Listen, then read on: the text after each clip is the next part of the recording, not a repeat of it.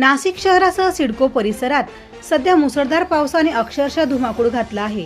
अनेक ठिकाणी रस्त्यांवर पाणी साचल्याने नागरिकांचे जनजीवन विस्कळीत झाले आहे।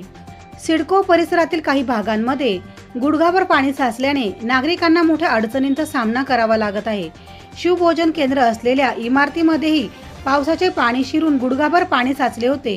अशा प्रतिकूल परिस्थितीतही सामाजिक कार्यकर्ते मुकेश शेवाळे यांनी गरजूंना अन्न मिळावे यासाठी शिवभोजन सेवा खंडित होऊ दिली नाही। पाणी साचलेल्या परिसरातही त्यांनी नागरिकांना वेळेवर भोजन उपलब्ध करून दिले।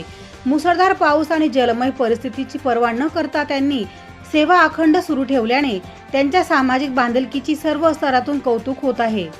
हीच मुची प्रार्थना, हेच मुचे मागणी, हीच मुची प्रार्थना, हेच मुचे मागणी।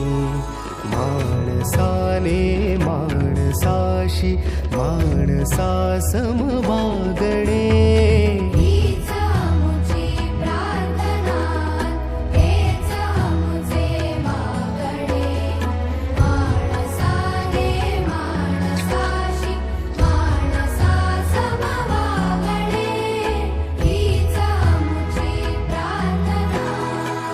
यावेळी सामाजिक कार्यकर्ते मुकेश शेवाळे यांनी IBN न्यूज 7 ला अधिक माहिती दिली।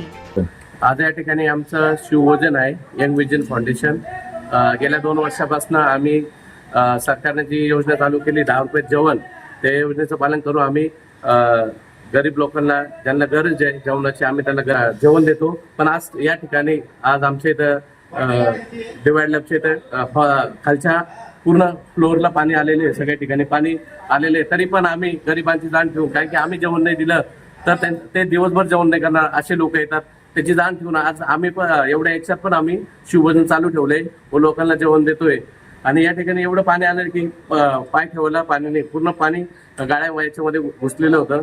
आम्ही ते पूर्ण साफ करून शिवभोजन हे चालू ठेवलं, कारण की गरिबांना जेवण भेटायला पाहिजे आमची इच्छा आहे। पावसामुळे अनेक सेवा विस्कळीत झाल्या असताना गरजूंच्या पोटाची भूक भागविण्याचे काम सातत्याने सुरू ठेवणाऱ्या मुकेश शेवाळे यांच्या सेवाभावी वृत्तीची नागरिकांकडून स्वागत करण्यात येत असून संकटाच्या काळातही समाजप्रती असलेली त्यांची निष्ठा अनेकांसाठी प्रेरणादायी ठरत आहे। प्रतिनिधी राजेंद्र सूर्यवंशी यांच्या रिपोर्टनुसार।